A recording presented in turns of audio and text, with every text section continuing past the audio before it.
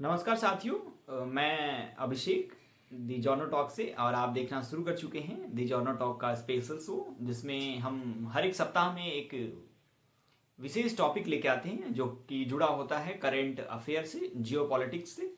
तो उसी सिलसिले में आज हमारी बातचीत होगी सबसे ज्वलंत मुद्दा बांग्लादेश और बांग्लादेश में हुए हिंदुओं पे अत्याचार। और मेरे साथ मेरे साथी विवेक जी भी मौजूद हैं हमारे साथ। तो आज हम बात करेंगे बांग्लादेश और बांग्लादेश का क्या रिश्ता रहा है भारत से, उस पे, और बांग्लादेश में जो हिंदुओं पे अत्याचार हुआ उसके बारे में बात करेंगे। विवेक जी, आप ये बताइए कि भारत और बांग्लादेश का जो रिश्ता है पार्टीशन के बाद से कैसा रहा है आज तक। नमस्कार अभिषेक, और सभी श्रोतागण को भी नमस्कार जो मुझे सुनेंगे।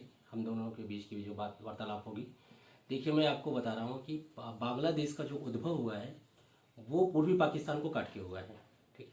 क्योंकि वहाँ पे एक ऐसा समुदाय था जो कि खुद दोनों मुस्लिम ही थे, लेकिन दोनों के बीच में क्या हुआ, कुछ अंतर्द्वंद हुआ, जिसकी वजह से वहाँ के उस समय के नेता बने मुजिबुर रहमान। और उन्होंने मतलब पहले कोशिश किया कि हम क्या पाकिस्तान से अलग एक स्टेट मतलब देश का हम निर्माण करें, जो कि भारत के पश्चिम बंगाल से बॉर्डर से, वैसे भारत के कई सारे राज्यों से शेयर करता है, लेकिन पश्चिम बंगाल उसमें मुख्यतः है, ठीक है। और वो बांग्ला भाषी थे, ठीक है।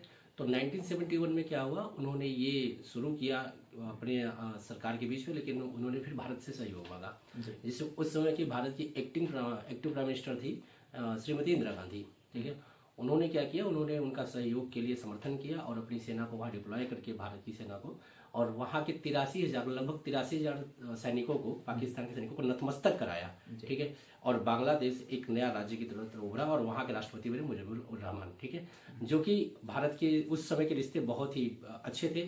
मतलब कि आपके कहने के ये हुआ कि मुजिबुर रहमान और इंदिरा गांधी के समय का रिश्ता बहुत ही अच्छा था। बिल्कुल, बहुत अच्छा था। और मैं आपको कुछ डेटा बता रहा हूँ कि देखिए उस समय जब पार्टीशन हुआ था, तो उसमें बांग्लादेश में जो हिंदू थे वो कम से कम लगभग 22 से 25% थे, ठीक है। और वर्तमान में उसको आप देखेंगे तो शायद 6 से 7% हो गए हैं। और ये हमारा बहुत बड़ा वहाँ पे नुकसान है, जो कि एक जियो पॉलिटिक्स में, और बांग्लादेश का भी कहीं ना कहीं एक उसके अच्छे विचार को एक नकारात्मक रूप में दिखा रहा है। और उसके पीछे ऐसा नहीं है कि सिर्फ वहाँ के क्या कहते हैं आतंकवादी या जिहादी या फिर उनका रोल है, वहाँ पे आईएसआई का बहुत बड़ा रोल है, ठीक है, जो कि पाकिस्तान का एक खुफिया संगठन है, और वो ये कहीं ना कहीं गाहे बगाहे ये करता रहता है, ठीक है। जैसे आपने अभी जिक्र किया कि 7% से हिंदू अल्पसंख्यक, 7% आपने जिक्र किया कि डेटा 7% वर्तमान में 7% है, वैसे 22% थे। 22% वर्तमान 6 से 7% है। तो ये कम हो गया है डेटा। तो ऐसा क्या रीजन है, ऐसा क्या कुछ हुआ जिससे हमारे हिंदू अल्पसंख्यक वहां से कम हो गए। और हाल के दिनों में देखिए कि एक वीडियो वायरल हुआ तेजी से, जहां पे हम लोग देखे कि एक दास नाम का, हाँ, दास नाम का जो लड़का था, उसे कुछ लोगों ने वहां उसे मारा, कह सकते मॉब लिंचिंग की घटना हुई, और उसे आग के हवाले भी कर दिया गया, जिसपे काफी ज्यादा बवाल भी छिड़ा है। इसका क्या कहेंगे। जैसे कि हम ये देख रहे हैं कि हाल ही में वहाँ पे बहुत उथल पुथल हुआ वहाँ की राजनीति में, ठीक है।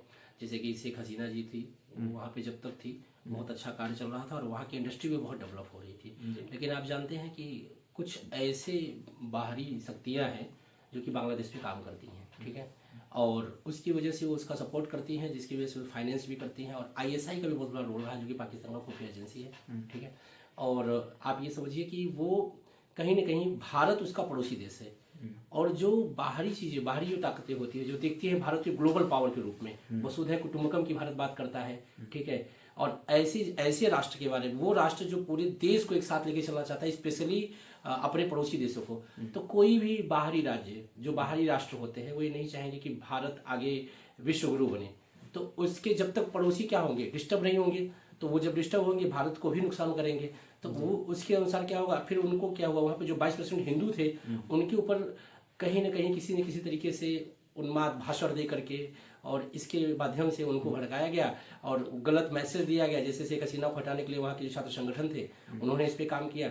और आप जानते हैं बहुत बड़े नोबलिस्ट माने जाते हैं और माइक्रो फाइनेंस के जनक कहे जाते हैं मोहम्मद यूनिस, जो कि पाकिस्तान में अमेरिका रहते थे, वो वहाँ से उन्होंने जो भी किया उनका भी बिल्कुल हाथ था उसमें, क्योंकि आते ही वो आप कह सकते हैं कि एक एक्टिव नॉन एक्टिव पीएम की तरह काम कर रहे हैं वो, लेकिन कर तो रहे ही है वो, ठीक है। तो इतने बड़े लॉरिएट का इस तरीके का हमने कभी नहीं सोचा था इस तरह का उनका स्वभाव होगा कि वो अपने यहाँ इस तरह की हिंसक घटनाओं में अपना सहयोग प्रदान करेंगे। और वो कहते तो हैं कि हम इस पर बात करेंगे, लेकिन वो बात सिर्फ कहने तक रह जाती है, उसका इम्प्लीमेंट नहीं होता है। अच्छा, जैसे कि इस पे सरकार को कड़ा रुख अपनाना चाहिए, क्योंकि ये भारत जो है हिंदू बहुसंख्यक देश है, और अगर भारत स्टेप न ले तो फिर दूसरा कोई ऐसा कोई देश ना है जो स्टेप लेगा।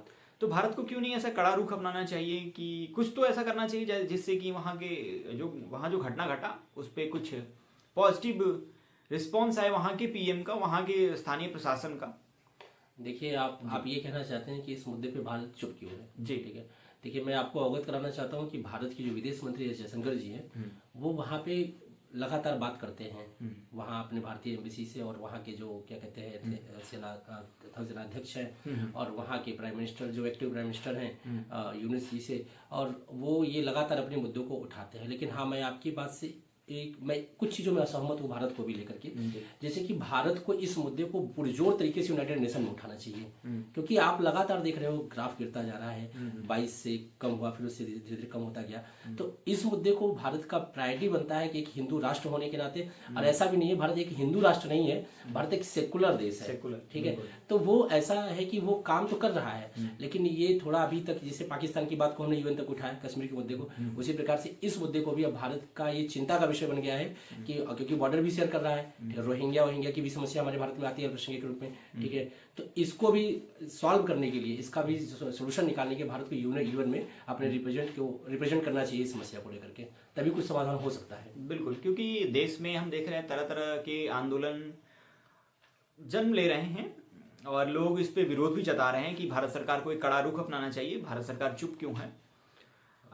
जैसे कि अमेरिका ने वेनेजुएला पे अटैक किया और वहाँ के राष्ट्रपति को उठा लिया, तो क्या भारत भी ऐसा कोई स्टेप उठाएगा और बांग्लादेश पे अटैक करके वहाँ की ऐसी चीज करेगा क्या? देखिए, आपका प्रश्न बिल्कुल सही है, लेकिन मैं आपको बताऊं, भारत, क्योंकि ये लोगों के मन में प्रश्न तमाम उठ रहे हैं, सोशल मीडिया के थ्रू ये लोगों की जो इच्छाएं हैं उसको मैं थोड़ा अपने हिसाब से संतुलित करने का प्रयास करूंगा।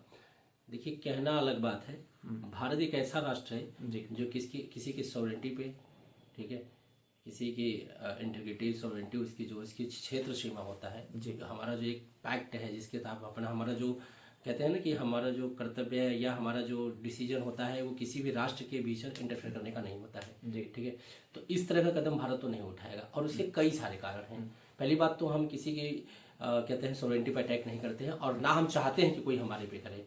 जैसे कि अभी हमारा पड़ोसी मुल्क पाकिस्तान करता रहता है, अभी सेबरन में जो हमला हुआ था पहलगाम को लेकर के, ठीक है, वो करते हैं, वो करवाते हैं, लेकिन ये अभी स्पष्ट रूप से करवाया गया था, ऑपरेशन सिंदूर हमारे देश द्वारा बहुत अच्छा चलाया गया, लेकिन भारत ऐसा कभी नहीं सोचता है कि वो किसी को सॉवरेंटी पे जाकर के अटैक करे, ठीक है। अब उसके कई सारे जो पहलू, जो भारत को अगर करता है ऐसा, अब क्यों नहीं करता, पहले ये समझिए। अब भारत की सबसे बड़ा लोकतांत्रिक देश है, और सबसे सेकेंड ओल्डेस्ट डेमोक्रेटिक कंट्री है अमेरिका के बाद, ठीक है। यहाँ पे डेमोक्रेसी बहुत अच्छे से वर्क कर रहा है, ठीक है। यहाँ की डेमोक्रेसी की खूबसूरती यही है कि यहाँ पे बहुत सारे धर्म के लोग रहते हैं, और एक अच्छी संस्थाओं में वो किसी भी मुद्दे को उठा सकते हैं, किसी भी, यहाँ तक कि अपने प्रधानमंत्री को और अपने गृह मंत्री को भी वो गाली दे सकते हैं। ये हमारे लोकतंत्र की खूबी है, ठीक है। ये शायद किसी अन्य राष्ट्र में हमें नहीं लगता कि ये इतना लिबर्टी मिला होगा। अमेरिका को मैं छोड़ देता हूँ, ठीक है। और दूसरी बात ये है, देखिए, भारत जब इतना बड़ा राष्ट्र है, इतना बड़ा जनसंख्या में है, इतना बड़ा लोकतांत्रिक है, ठीक है, और इसमें संसद को माँ की तरह पूजा जाता है, ठीक है। और आप ये समझिए कि हमारा जो पड़ोसी मुल्क है वो हमारे लिए हेल्पफुल होता है, ठीक है। आप समझिए कि क्या अपने पड़ोसियों को आप परेशान करके आप यहाँ पे सर्वाइव कर पाएंगे? ये थोड़ा सा बहुत मुश्किल है, ठीक है।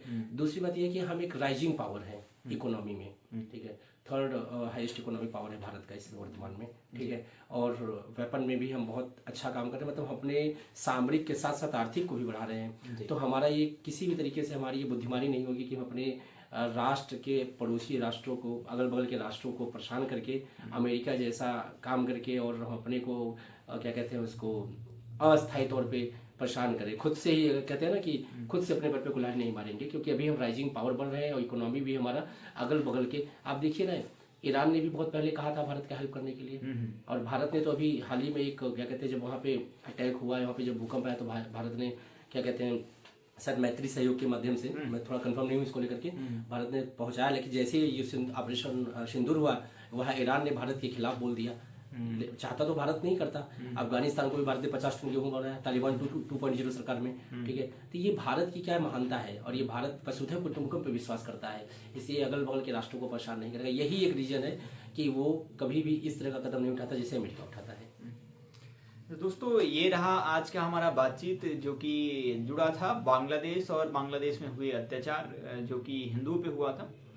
आप ऐसे और कैसे वीडियोस चाहते हैं और कौन कौन से टॉपिक पे वीडियोस चाहते हैं, आप हमें सजेशन बॉक्स में, कमेंट बॉक्स में बता सकते हैं, सुझाव दे सकते हैं, और हम क्या और बेहतर कर सकते हैं आप हमें कमेंट बॉक्स में ज़रूर बताइए। हम उसे आत्मसात करेंगे, उसे वीडियो में, अगली वीडियो में लाने का प्रयास करेंगे। आप देख रहे थे द जॉर्नो टॉक, मैं हूं आपके साथ अभिषेक, और मेरे साथ विवेक मिश्रा जी मौजूद थे, जो कि आपको इन सभी विषय, इस टॉपिक पे और विषयों पे आपको इतना विस्तृत जानकारी दिए। फिर मिलेंगे अगले सप्ताह किसी नए टॉपिक के साथ, तब तक के लिए जय श्री राम। नमस्कार। नमस्कार।